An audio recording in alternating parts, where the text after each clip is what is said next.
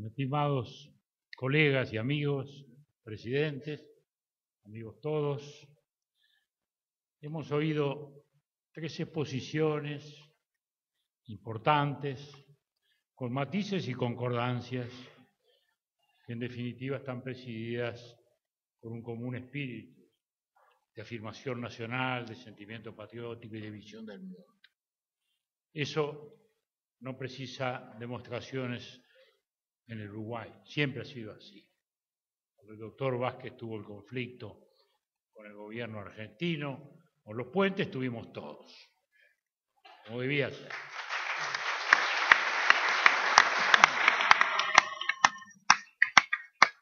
Cuando el presidente Mujica dijo hay que tratar de reanudar y de mejorar las relaciones con Argentina, también le dijimos que sí, y se lo dijimos todos, porque eso era bueno y era necesario. Lo cual no quiere decir que luego, en el correr de la vida diaria, no tengamos diferencias en cuanto al manejo de las cosas, que sí las tenemos, pero esa es la vida política. De todo lo que aquí se ha dicho, creo que hay un gran telón de fondo, que es un mundo que ha cambiado extraordinariamente en este cuarto de siglo. Paul Valéry dijo hace ya muchos años, con esa síntesis que tienen los poetas, el futuro ya no es lo que era. Y ese es el gran tema. Ese futuro que se soñó, que se pensó, que se imaginó, que lo imaginaron los comunistas, que lo imaginaron los nacionalistas españoles, que imaginaron los liberales norteamericanos. Bueno, todo ese mundo cambió completamente. ¿Qué tendrá que ver aquel mundo de los románticos, del 900, con este mundo de consumos masivos? Estamos en otro mundo. El futuro no es lo que se pensó entonces. Y no lo fue en el mundo, porque pensemos que el primer gobierno nuestro es en el 85 y terminamos en el 89. El Mercosur se firma en el 91, acababa de caer el muro de Berlín, acababa de caer el muro de Berlín. Y pensábamos que íbamos a la paz perpetua de Kant y que todo iba a ser un mundo seráfico a partir de que habíamos salido de la Guerra Fría, que como bien sabemos había estado detrás de la tanta sangre que había corrido en América Latina, desgraciadamente. Sin embargo, no fue así. Apareció el terrorismo fundamentalista, las Torres Gemelas, el Irak, y todo un mundo tan distinto, pero a su vez un mundo, sí, muy plural, felizmente. Un mundo en que ya habíamos salido de la dicotomía de Washington y Moscú para un mundo plural. Con todas las ventajas para un país como el nuestro tiene eso, porque no nos impone esas obligaciones de alinearse o de buscar difíciles equilibrios. Y una sociedad distinta, que ese es el otro gran asunto, una sociedad que produce distinto, porque ya no son solo los bienes, no son solo las manufacturas, son los servicios, son las patentes de invención, son las creaciones del intelecto. La riqueza no es solo los bienes y las mercaderías que transitan por los puertos. La gente más rica del mundo que vemos ahora en esas tablas que se publican son la gente que está en las invenciones, está en la informática, está en las telecomunicaciones, no ya ni en el acero, ni en el carbón, ni en los ferrocarriles, ni en todo aquello que fue las riquezas históricas que conocemos. Estamos viviendo además la eclosión de una sociedad de clases medias y eso es muy importante para nosotros como país productor de alimentos. La sociedad de consumo, tantas veces discutida y a veces vituperada por sus excesos, tiene sin embargo algo de notable, que es la democratización de los consumos, porque hoy a los bienes que generan el bienestar de nuestros hogares, de nuestras familias, de las mejores alimentaciones, de la mayor comodidad, de todo eso que hace que hoy vivamos muchos más años y los vivamos mejor. Basta vernos a nosotros aquí, lo bien que se vive después de los 70, ¿no? Que uno parecía, si uno cuando estaba en la facultad le hubieran dicho 70 años, ¿no? Qué barbaridad, bueno, acá estamos, y vivitos y coleando. Entonces, la sociedad de consumo es eso, ha democratizado los consumos. ¿Cuál es la revolución de China? Que ha incorporado una nueva clase media en China, a la cual precisamente un país productor de alimentos hoy le está produciendo eso, y eso va a seguir por mucho tiempo. Felizmente, porque son clases medias que crecen en el mundo, y clase media quiere decir equilibrio, clase media quiere decir tener mucho para perder. Merleau-Ponty, un viejo filósofo francés marxista, decía: la capacidad revolucionaria va en función inversa a lo que se tiene para conquistar y para lo que se tiene para perder. Y es así, cuando uno no tiene nada para perder es muy fácil irse a las cuchillas como se iban nuestros gauchos en el siglo XIX. Cuando se tiene mucho para perder ya es mucho más difícil que esas aventuras ocurran, son los factores de estabilización. Entonces estamos viviendo una sociedad del conocimiento, una sociedad de la información, una sociedad totalmente distinta. Y nuestro Mercosur ya no es tampoco lo que era, porque el Brasil no es el mismo, la Argentina no es la misma, nosotros no somos la misma. El Brasil no es el mismo, Brasil soñó su potencia industrial. De Getúlio Vargas y Kubitschek, el gran sueño brasileño era la gran potencia industrial. Y hoy es una potencia agrícola y no industrial. La primera exportación de Brasil hoy es mineral de hierro, es materia prima. Y la que le siguen son la soja y los productos agrícolas. Los productos de la industria brasileña están solo en el Mercosur. Es decir, no es el Brasil aquel que soñaron los grandes brasileros de la segunda mitad del siglo XX, sino que es otro Brasil, porque es otro el mundo. Porque esto, como bien decía el doctor Valle, no lo decidió nadie, no fue un gobierno, lo resolvió el mundo, las circunstancias del mundo, que son también las que nos plantearon los problemas de inserción. El doctor Valle recién decía: el Uruguay creció con el mundo libre del siglo XIX, de Inglaterra hasta la Segunda Guerra Mundial. Es verdad, sin ninguna duda. Ahora, cuando cayó ese mundo, cuando cayó esa Inglaterra que generó esos espacios, entramos en un mundo mucho más cerrado, entramos en un mundo restringido. Por eso muchas veces, con cierta liviandad o anacronismo histórico, se cuestionan políticas de los años 50, pensando de que era un mundo abierto como es hoy. No, era un mundo cerrado. Entonces no había dónde entrar. Había que hacer cosas que de otro modo no se obtenían. Porque en la época de la guerra y la posguerra no había neumáticos.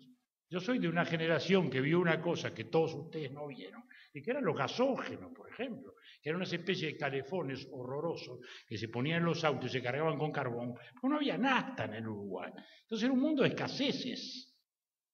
Entonces teníamos que tratar de producir cosas, que luego dejó de tener sentido.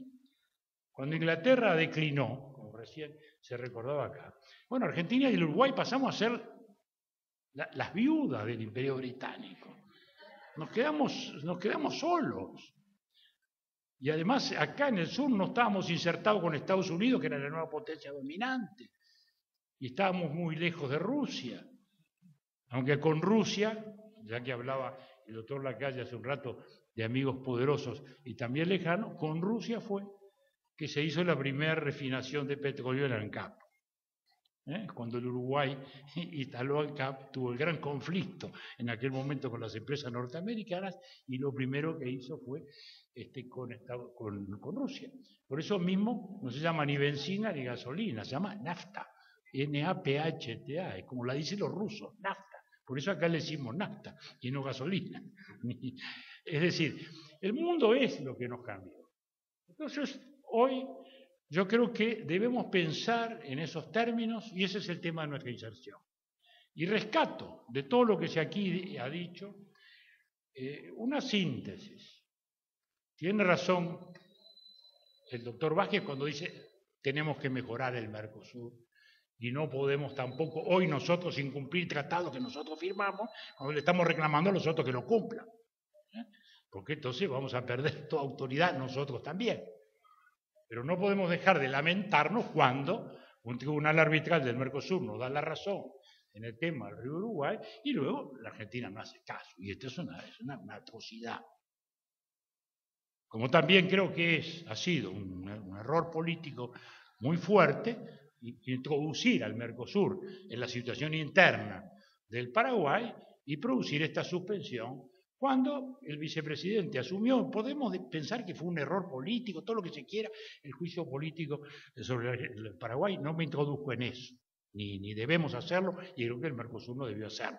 Pero el presidente actual, el presidente Franco, era el vicepresidente constitucional y no es un usurpador, no es un golpista que asumió arriba de un ejército.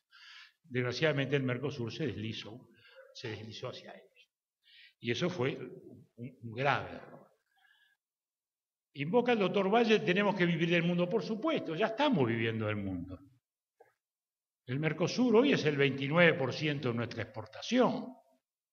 Todo el resto es el mundo. Y al mundo es al cual apuntamos, justamente. ¿Qué fue todo el programa forestal del país sino mirar hacia el mundo? No era mirar hacia la región. ¿Qué fue todo el sistema de zonas francas, por ejemplo, que se hizo en el Uruguay? No era mirar simplemente a la región, era mirar desde la región hacia el mundo. Pero también es verdad que no podemos mudarnos de barrio. Y entonces aquí tenemos que mirar y conciliar los intereses, digamos. Porque además de las mercaderías, están también los servicios. El 7% del producto uruguayo, 4.200 millones de dólares el año pasado, fueron servicios. El puerto de Montevideo, la mitad de los contenedores van a ser Argentina. Es decir, los ríos los vamos a tener que seguir compartiendo, ¿no? El doctor Herrera dijo una vez, los argentinos en su ribera, nosotros en la nuestra, socios en el río. Socios y rivales y competidores y no se sabe bien qué, pero es así. Esa es una de las curiosidades de la historia también. Las sociedades argentinas y uruguayas son las más análogas que se puedan pedir en el mundo, ¿no? No hay quien distinga un entrerriano, un rosarino de un uruguayo. Sin embargo, nunca hemos tenido los gobiernos buenas relaciones, nunca. La gente a veces dice, no, es con el peronismo. No, ¿qué peronismo? No hablo del siglo XIX, hablo del siglo XX. 1907, 1908, la Armada Argentina nos hizo maniobras aquí, enfrente a Posito, para acá de la isla de Flores, cuando sostenían que el río era todo argentino. ¿No? El canciller Ceballos y el gobierno de Figueroa Alcorta. Estamos hablando de un gobierno conservador, no de un gobierno peronista. Es decir, con la Argentina hemos tenido siempre, con los gobiernos argentinos, porque es increíble lo que pasa. Las sociedades son así. Ahora estamos todos esperando el turismo. Estamos esperando el brazo abierto que lleguen los argentinos. Y van a llegar felizmente. Y nos vamos a llevar también como nos hemos llevado toda la vida. Y van a gastar su dinero. Y se van a sentir muy contentos en nuestras playas y con nuestra gente. Y eso también lo tenemos que cuidar. O sea, está el mundo y está el barrio. No nos podemos encerrar en el barrio. Y como dice el doctor Lacalle bien, debemos mirar el interés nacional con un sentido muy profundo, no con un sentido estrecho, no con un sentido, digamos, aislacionista, porque es al revés. Lo que le reclamamos al Mercosur es más apertura, justamente. Lo que le reclamamos al Mercosur, como se concibió. Nunca se imaginó el Mercosur como una fortaleza neoproteccionista que simplemente cambiábamos la frontera de la barrera arancelaria. Al contrario, siempre el Mercosur se pensó como una economía de escala mayor para producir a mejor costo y así insertarnos mejor en el mundo. Esa fue siempre la idea. Desgraciadamente hoy también son las cosas que han cambiado. Y como consecuencia de la crisis que se desató en el 2007 y en el 2008, estamos también padeciendo esa situación. Y padeciendo a su vez que Argentina y Brasil nunca han tenido tampoco una relación fraterna. Porque en el 91 se firmó el tratado y parecía que se habían superado todos aquellos recelos. Pero ya en el 92 empezaron los problemas. En el 94 viene el planteo del NAFTA de los Estados Unidos, en el cual entra México. Y ahí los dos socios, que se habían jurado virtud y amor para siempre, cayeron en el adulterio. Porque Menem agarró para el lado del NAFTA, y Brasil hace el planteo de la comunidad sudamericana, que termina luego en la UNASUR. Años después, en el 2008.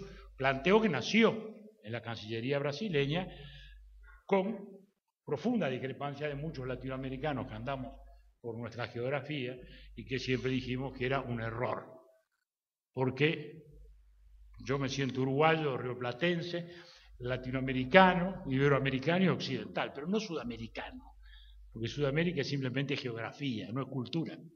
Nos formamos todos nosotros en una cultura latinoamericana y de un día para el otro enterramos ese concepto cultural y político fundamental de Latinoamérica, que está en nuestra propia Constitución, para encerrarnos en una cosa sudamericana que simplemente ha significado dejar México lejos, cuando México tiene que estar lo más cerca posible. Así se hizo, y ahí se hizo, y así lo hicieron los gobiernos. Y debe seguir. Porque incluso, es decir, estamos en un mundo que ha cambiado velozmente y en el cual no hemos ido pudiendo adaptarnos. Porque el propio Brasil, que hoy naturalmente aparece con tanta expectativa en el mundo, también tiene el problema de su industria. Tiene un problema de una industria que hoy no puede competir. Brasil tiene el mismo problema que Estados Unidos con China en la competitividad. O sea que es otra historia. Todos tenemos también problemas nuevos y distintos. De modo que nuestro país tiene que tener una visión amplia de conjunto. Seguir entendiendo que su gran escenario es el mundo. El Mercosur es un instrumento, desgraciadamente hoy, claudicante y desvirtuado desde el punto de vista jurídico y político, pero al cual todavía tenemos que aferrarnos para defender aquellas cosas que tenemos que defender. La vida de los puertos, el uso de los ríos, los servicios, todas esas cosas que seguirán allí y que tendremos que seguir concordando y arbitrando y buscando los mecanismos para que sean efectivos. Pero aferrado siempre al derecho, que desgraciadamente es lo que se ha tergiversado extraordinariamente en los últimos tiempos, haciendo el Mercosur una estructura frágil. Eso tiene algo de malo, también tiene algo de bueno, porque la flexibilidad está viniendo de hecho. Y la flexibilidad que precisa el Uruguay para transitar e ir buscando mejores inserciones en el mundo, las va a ir encontrando por la propia debilidad de un Mercosur que no nos puede reclamar a nosotros el encierro y la obediencia cuando ellos mismos lo están incumpliendo generalmente y diariamente.